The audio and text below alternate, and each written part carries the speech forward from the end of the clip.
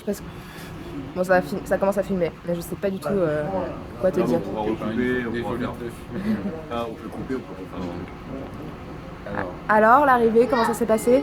on est arrivé impeccable, hein. J'ai bien fait de dormir à Mortagne-au-Perche, j'étais cuit hier soir et heureusement que j'ai dormi.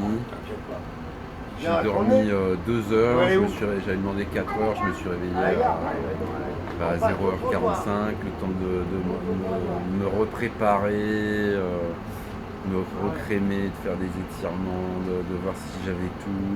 En plus il pleuvait, de manger, j'ai pris une petite soupe, un petit gâteau de semoule, tu vois, le truc, bien se préparer. Je suis reparti, il devait être 2 heures.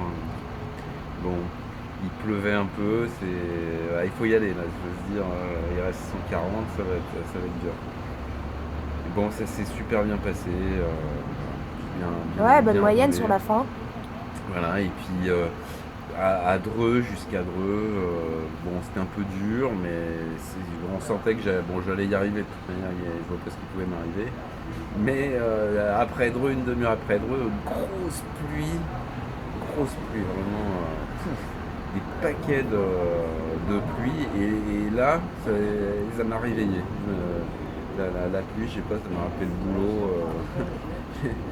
Et là, je sais pas, j'étais dans le nuage là, de pluie, sur un petit nuage, et boum, là, j'ai vu le chrono, il commençait à faire jour, et les moyennes qu'augmentaient, là, je roulais à 25, 30, vraiment génial, quoi.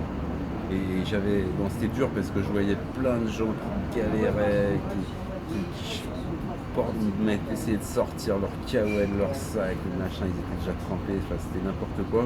Moi, le kawaii, j'avais tout rangé, j'avais rien.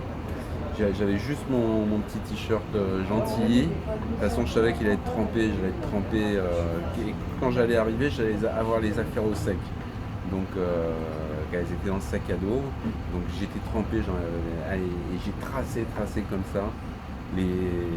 Les côtes, tout allait bien. Vraiment, c'est incroyable. Je ne sens plus rien, j'avais plus de douleur aux genoux. Et comme ça, jusqu'à l'arrivée. En plus, j'ai croisé là, à ce moment-là, à l'arrivée, mais peut-être 50 mètres avant, le gars, j'avais croisé dans la côte, une côte, hein, le mec handicapé, sans jambes, avec tout à bras. Tout à bras, je sais pas combien d'heures il était, mais incroyable, hein. Et dans la côte, une côte, je sais pas, il y a bien 8-10%, hein, 8%, je dirais. Et le mec, il était pas ridicule, loin de là, il était derrière. Bon, là j'étais bien moi, parce que je sais pas ce que j'avais là, mais donc j'ai tracé. Et je suis arrivé quelques minutes avant lui. Et après, bon, comme j'avais oublié un truc au contrôle, je suis revenu en arrière pour aller chercher ma sacoche, parce que j'avais mon téléphone dedans.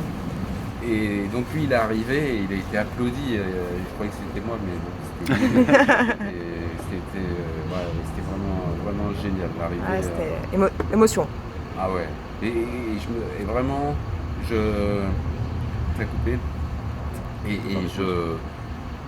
Pendant qu'il pleuvait, je pensais à tout, et j'avais les larmes aux yeux. Presque je pleurais en roulant. À un moment donné, je me disais, je pensais à tout, à tout ce que vous avez fait d'ailleurs pour moi, à tout le monde, tous ceux qui m'ont aidé. À votre beau-fils. Bien sûr, j'allais me chercher. Le travail qui a été fait par les bénévoles. Les bénévoles, je les saluais au carrefour. Eux, ils étaient sous la pluie. Et je pensais, bon évidemment, moi j'étais bien à ce moment-là, mais à tous ceux-là qui étaient en dérive complète, vraiment c'était des zombies, hein, parce que depuis le matin, je voyais des zombies, des types qui sont sur le vélo, qui n'ont pas dormi de la nuit, qui ne se sont pas arrêtés à Mortagne-au-Perche comme moi, qui auraient dû le faire, et ils étaient là sur leur vélo, et ils déclinaient sur la route, vraiment ils étaient à la dérive complète. Et avec la pluie, je sais pas s'il y a eu des accidents, s'il y a eu des abandons à cause de ça, mais pour eux ça a dû être terrible.